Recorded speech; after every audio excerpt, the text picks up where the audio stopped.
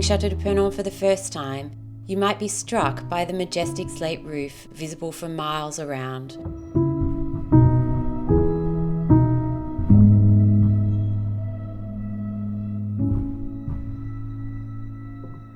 Or the harmony and symmetry of the chateau, flanked by its two immense outbuildings.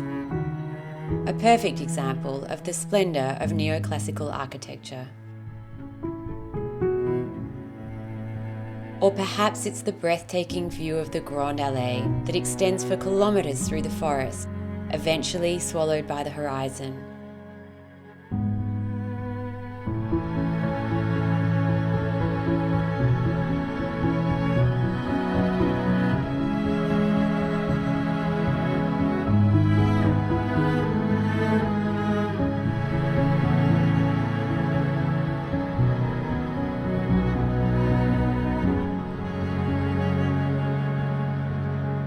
But when was the Grande Allée created? And why is it there? Who owns it and who maintains it? This week, come with us as we explore this extraordinary avenue and try to understand its purpose.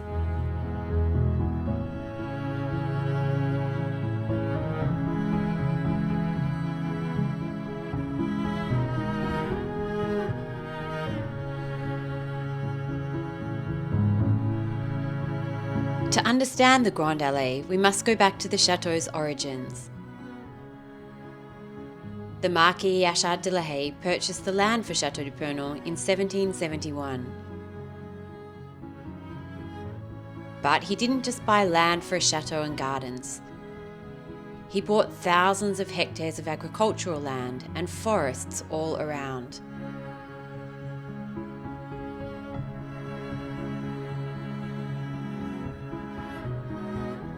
And he chose this hill, overlooking the Savoie forest, as the site for a chateau that he hoped would be one of the most impressive in France.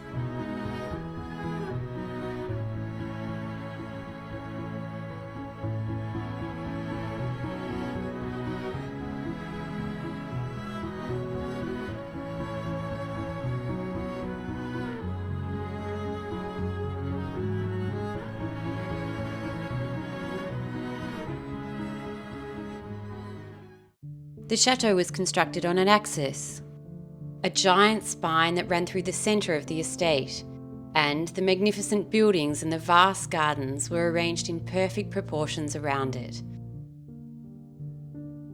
The symmetry and harmony of this architectural style is believed to be the most naturally pleasing to the eye.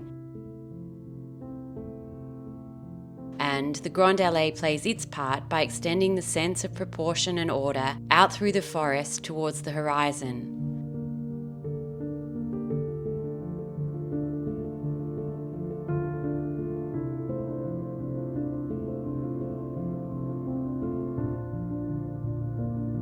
The view changes with the seasons and the light,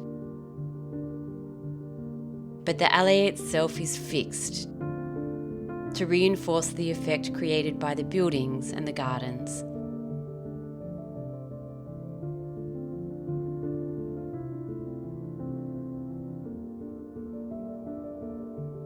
But this incredible avenue was never intended as a traffic route.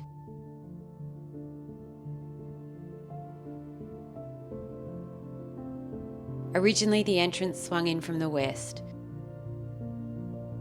Visitors arriving by carriage would have caught the stunning view of the chateau and the Grande Allée almost at the last moment as they arrived in front of the 1812 gate.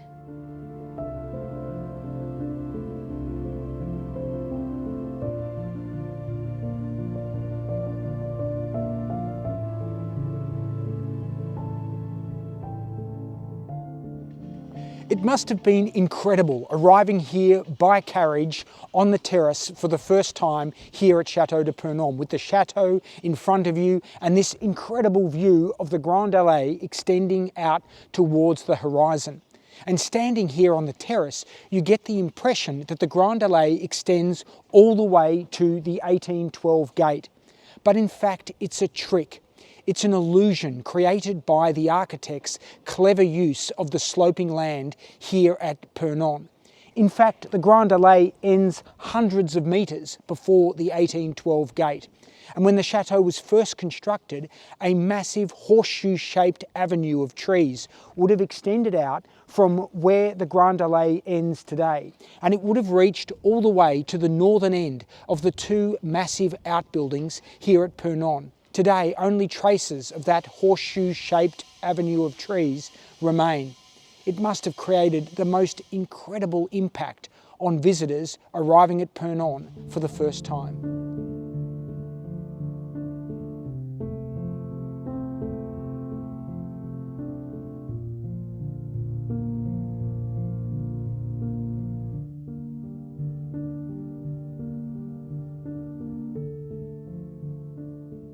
The forest is more than 5,000 hectares. That's over 12,000 acres. And it was all about hunting. They hunted stag, they hunted deer, they hunted wild boar, and up until the mid-19th century, they also hunted wolves. And the hunting parties would have crossed the Grande Allée just here. And perhaps in the depths of winter, they would have paused at this pavilion de la chasse, this hunting pavilion, and rested the horses. And in the distance, at the end of the Grande Allée, a magnificent view of Château de Purnon.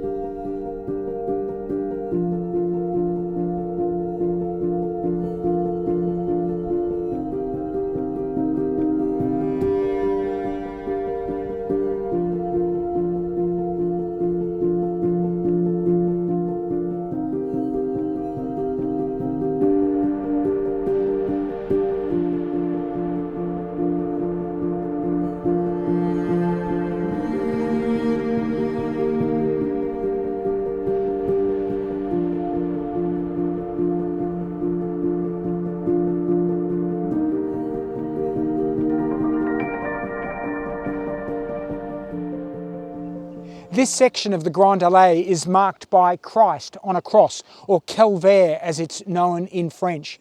And in the 20th century, huge parties were held right here each June. People came from all around the local villages. They built a huge dance floor and an orchestra played while people danced into the night. And they would have enjoyed this spectacular view of Château de Purnon. The Grande Allée extends for about 3 kilometres. We own a section of it and maintain it.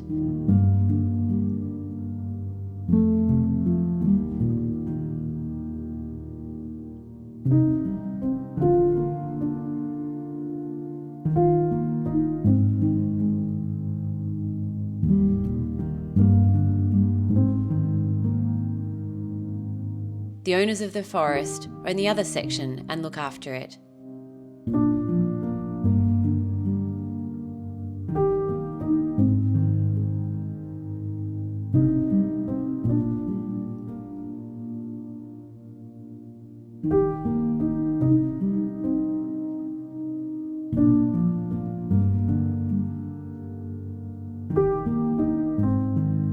But what about the gardens surrounding the chateau? What happened to them?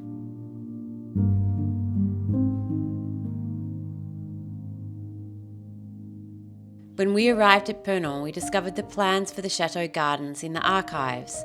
They are incredible. They must have had an army of gardeners to maintain the immense formal gardens. We've uncovered traces of the original garden, this small pavilion,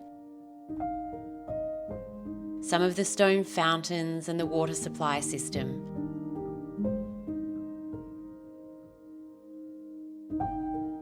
But the future of Château de Purnon's parks and gardens is a story for another day.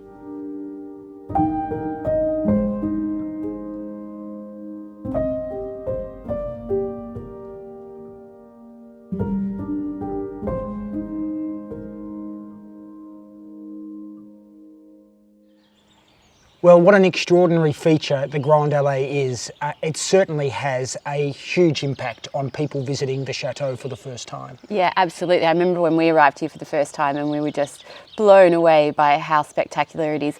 But do we know when it was actually constructed? Well, it's a great question. We know that it wasn't here before the chateau. The chateau was finished in 1788, so it was built sometime after that. And we know from that Napoleonic cadastral plan that we featured in the video that the Grande Allée was there by 1813. So it was constructed sometime between 1788 and 1813. Well, it really is just so spectacular. And this week is our bonus video for our Patreon and YouTube Plus Patreon members. Tim takes you on a tour of that hunting pavilion that sits in the middle of the Grande Allée. Otherwise, as always, if you would like to follow the restoration of Château de Purnon more closely, we post frequent updates on all our social media, Instagram, Facebook, TikTok, or just hit the subscribe button, turn on your notifications, and we will keep you updated here. See you next week.